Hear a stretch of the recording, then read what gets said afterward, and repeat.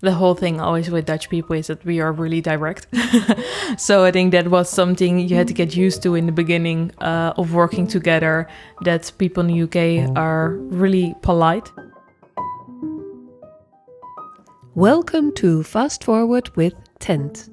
My name is Maaike Muis.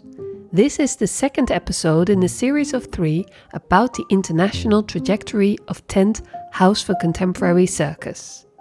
Today's episode, Co-Producing. How do you start a production crossing not only country borders, but also cultural differences? And what about funding and fair pay? How does that work in a cross-cultural collaboration? You'll hear more about these topics in this episode. But first, a sneak peek into the pre-research and development of the co-production of MET. Hanneke Meijers and Zinzi Oegema, co-directors of MET, have come to London for 3 days to test out ideas with UK acrobats. After a full day of researching, I sat down with Zinzi and Hanneke in one of the dressing rooms of Jackson's Lane. Hanneke is wearing a tent hoodie, hair in a bun and sparkly blue eyes. And Zinzi is tall and a lean acrobat with reddish hair tied in a ponytail. I'm Zinzi and I am co-directing this project MET with Hanneke. I am an acrobat and also a director for circus shows and a little bit of choreography, and I also like to play some music, so a lot of things. I'm Hanneke. I'm the co-director of this show, MET, and within Tent I like to do multiple things. I like to be responsible for a lot of artistic direction, and this goes from graphic design to stage design to sound design. It ends up being really big. Can you tell me how this project, the working title is MET, started? Well, this is the basic idea, is that the show, the whole floor of the theater is filled with mats. And the idea is that if you don't need to land, you can fly. Everybody can fly.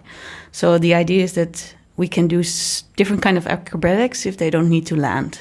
So we have a new range of acrobatics within this show, and we're trying to research how far this can go and how far we can stretch this.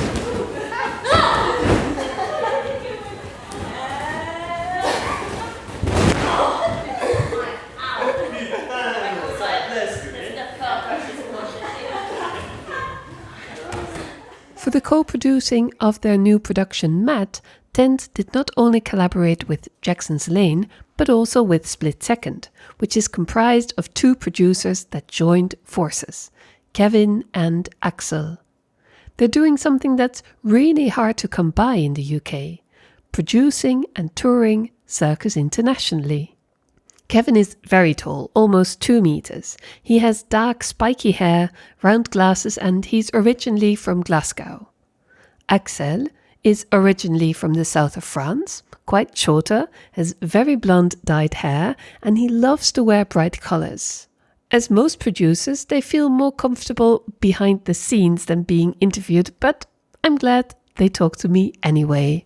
Hi, I'm Axel Sadje. I am co-director and producer at Split Second. And I'm Kevin Ratton, the other co-director and producer for Split Second. Split Second is a producing organisation, and we work with artists across the fields of circus, theatre, dance, and we support the development of new work, we tour existing work and offer a lot of kind of artist and producer development opportunities. And we've been doing that for 2 years now. Some useful information at the start. We kind of put feelers out and consulted with a few different organisations, some in the UK, some international in Europe. And Tent was one of those companies. They were a bit of a kind of role model in terms of, not being venue based at that point and supporting artists developing and touring work. So Rosa was one of our kind of mentors and saying, do this, run with this. We've done it for this long. And let's find something to work on eventually. They found something to work on quite soon. Axel explains. So we work with Tent in different capacity on these projects. So today we are Jackson's Lane, who's also the third partner in this collaboration. And Jackson's Lane is hosting an R&D for a new show called Matt. And we are leading on the UK side of the production. So we supported Tents finding UK performers that Zinzi and Hanneke are working with today. Our role in the future of that project, we'll see how the show can develop and do all the production job around the show, see if we can get that show to premiere and be on tour one day. But before it can go on tour, a lot of research must be done. What did Zinzi and Hanneke research these days? So we have multiple goals here. We are researching the different types of mats that we might use and the effect that they have on the body and on the acrobatic movements. We are researching different disciplines within acrobatics. So tumbling, hoop diving, acro dance. And in the last research period, we really had more group acrobatics. Can one of you tell me a bit about those differences you've experienced so far working with the acrobats from the UK? I'm surprised that this group, without us really thinking about that, most of them come from gymnastics because there's not a lot of youth circus around. So this is a different angle to get into circus. Also, they tend to be quite theatrical from the start. And yeah, they're generalists, so more than we're used to. We're used to start from, okay, I'm specialized in this. I do a little bit of this and this and this on the side as well. But they seem to not be able to do only their specialities. But it also means that they maybe go less profoundly into research in one specific discipline. Yeah, Zinzi and I are both a bit Dutch, so we say what we want and we say it now. And I really had to tell Zinzi and myself, we have to be a bit nicer maybe and a bit maybe more than we're used to, because we're not so used to, I'm sorry, Joe, can you please do this? I'm sorry. So we had to tell ourselves, maybe we have to take a step back or a step up in our social skills to be a bit less direct, because we had the feeling we are both pretty direct and we know what it means and we're not angry and we go for it. But it's good to tell as well to the crew, like, it's not personal. We just want to make it really clear.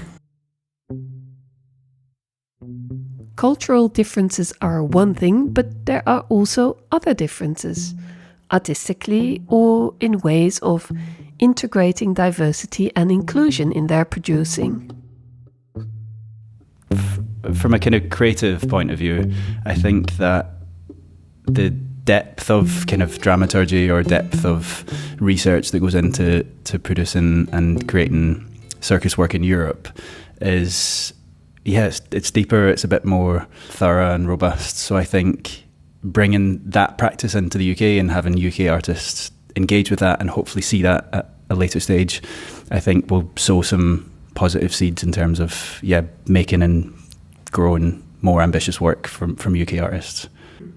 And are there things that you would like to bring from the UK to Europe? Yeah, I think the UK is further along in terms of diversity and access and inclusion, and that's something that we're building into discussions from the start of the creation process, just in terms of how artists want to be identified, all the way through to how we can make the work accessible to all types of audience members. So I think it's nice that that's built in from the start and it's kind of filtered through the project and thought about from all aspects, as opposed to something that's added on at the end. Can you give an example of how you work with that in a diverse and inclusive and accessible way? I think diversity it's reflected in how the type of bodies and people that we want to see on stage, but also in terms of how work translates to different audience members. So when we've been touring this summer, we've been producing BSL packs, so kind of information packs to hand. What are BSL packs?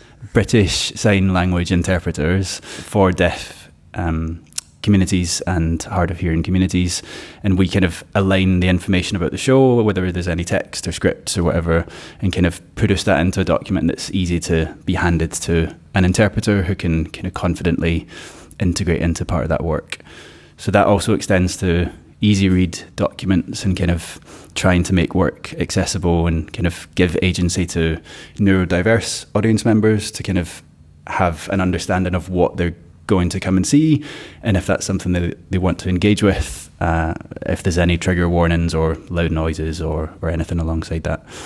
So yeah, lots of different ways, and I think it really depends on the work. Has working in the UK influenced Zinzi and Hanneke's take on diversity and inclusion? And how did they apply it during the research? Well, thinking of diversity and not so much of ethnicity, but also in age, I think Zinzi and I talked a lot about that it would be really great if we have a 20-year-old and a 40-year-old on stage, even maybe older. We also talked about maybe if it would be possible to have somebody with one leg on stage. I mean, they have to apply, of course, so it's a bit because you want to be open and honest about it. But we talked a lot about it. I don't think we would have talked about it in this kind of level if we wouldn't have done this project together, so the Fast Forward trajectory. Can you tell a bit more about things you've taken home from it? Well, really practical when we did the R&D here in the Jackson's Lane. I think during one of the exercises Zinzi did, she asked, could all the guys go to the left and all the girls go to the right? And just like a minute later, we realized that we asked everybody to pick a side on gender. And I don't think we've ever thought about this before, actually. So I think it's for us, it's so tiny. It's just to get it started to think about it. So this is what's happening for us at this level. It's really tiny, but I think it's the steps we still have to make. From diversity and inclusion, we go to the budgeting and funding side of things. Eventually, the idea is that Matt will tour through the UK, the Netherlands and Belgium. Since Zinzi is based in Belgium, Tent in the Netherlands and Splik Second and Jackson's Lane in the UK, budgeting and approaching fair pay came from 3 different angles. So, that's step 1, to agree on a budget. And then, Tent and Split Second had to find a way to get the production funded. Was that easy? No, not at all. The thing is, we have 3 companies involved in getting the funding. That means that all 3 the companies need to be aware of what you want. Money-wise, but also what the intentions are, which country will do and will not do. The rules are different with each fund in each country. It's like triple the work, I think. So yeah, and also in the UK, the funding is slower. So we actually said we're going to do the project, but the funding in the UK we still have to apply for. So it's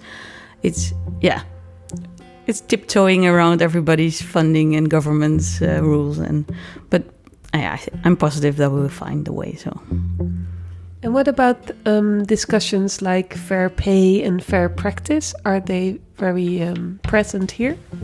Yeah, we have a bit of an issue with that. We pay people more in the Netherlands, and here actually the salaries are a bit lower. But for me as a Dutch person, I'm like, everybody who's doing the same job should be paid the same. But then they have a problem like Split Second. If they would, for the next job they would do with them, they cannot pay the same amount of money as they would get with us. So we're talking about how can we make this fair. Also, the rules are different in how much you have to go to the taxes. So in every country is different. So in the end, maybe they get more, but it takes a bit more time. But then we cannot pay the same fee on the day. So this is not totally clear yet. How do you manage all this on top of your regular work as Tent? Just do it. Just do it. And that's what they did. And it turned out pretty well with getting funding for Matt. Adrian Berry, the director of Jackson's Lane, also has some thoughts on funding and touring. Not only that they want to organize a good tour format, but that it has a life beyond the tour as well. Absolutely. Hopefully that it has a life beyond that as well. You know, there are a lot of shows. If you look at, some of the big companies like Seven Fingers and Circus, whatever, they keep their shows in repertory and their shows appear again and again. And I think, wouldn't it be great if we were able to give it a life that it doesn't always rely on artistic subsidy, that it might even have a commercial life in the future as well? Because the funding model in the UK doesn't really work. Usually you get funding for a tour and then you can't go back a second time. We've never been able to here, for example, get any commercial sponsorship, and maybe it's because of the size of our venue. And I'm not opposed to that at all. I'd name our theatre after a company if they wanted. I really would, as long as it's not McDonald's or Shell or whatever. But we realise that we can't rely, especially with the awful government we have at the moment, we can't rely on the fact that there's always going to be an arts council there. And could we exist, and could work exist, and things like MAT, and through a self-financing or commercial. I don't want to think about it, but I'm a realist as well.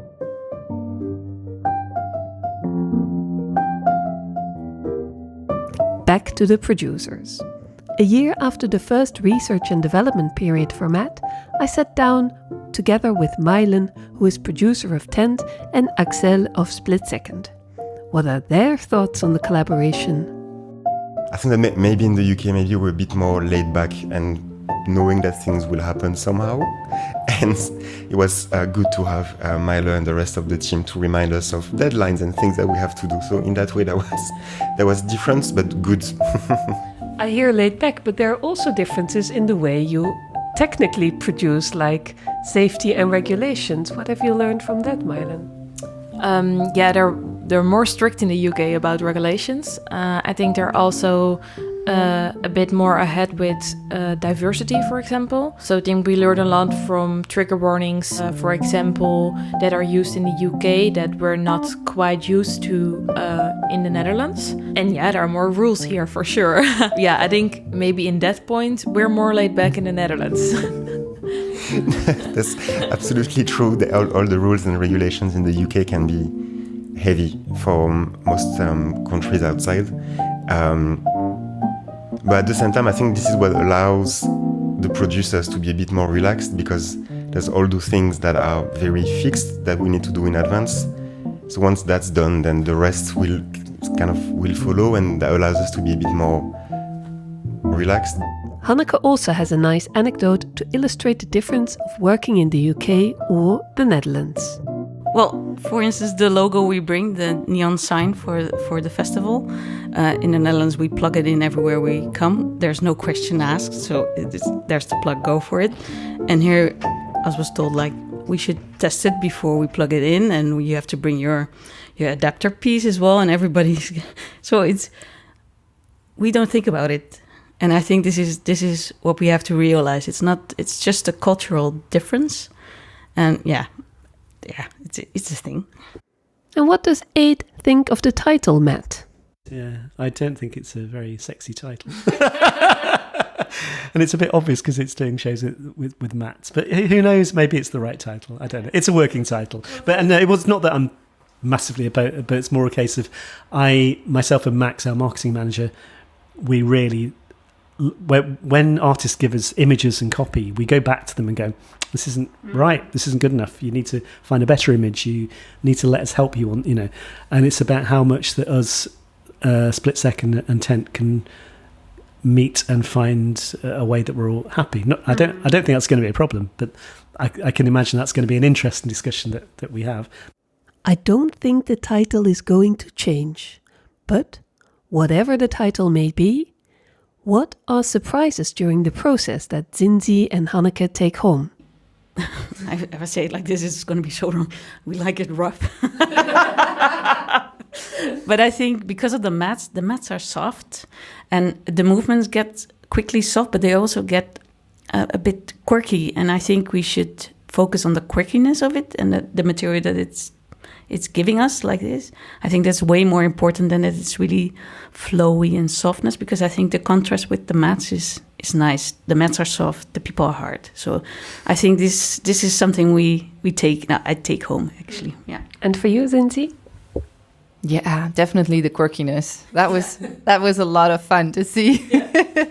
And I haven't seen that many, that's, for me, that's a kind of also... Maybe it's coming from the English culture as well, to let that out, to have that kind of sense of humor with yourself. I haven't seen that in many Dutch people. How does Hanneke look back on the whole trajectory? it was really fun. Yeah, I mean, you have the chance to start with an idea, and it's such a wealth to be able to try out something that has no pressure. You have an idea, you can ask people to come and to give their thoughts as well about the thing, and that you can just try out. It's like playtime. I mean, it also helps, of course, with the thinking about the show and what's possible, and to maybe already limit yourselves into what you want. But it's such a luxury to be able to do this, because otherwise you have to do this within the creation period of a show, and it takes a lot of time. We already now had 2 weeks of residency, actually, so it's really nice. This was the second episode of Tent Fast Forward. These series were commissioned by Performing Art Funds Netherlands. Concept, production, editing, mixing and mastering by Maaike Muis. Indispensable editorial advice, Ruud Verraas from Tent. Many thanks to Jackson's Lane, Tent, Split Second and Performing Art Funds Netherlands. Stay tuned for the third and last episode in this series, which will be all about showcasing Dutch circus work in the UK and networking abroad. Thanks very much for listening.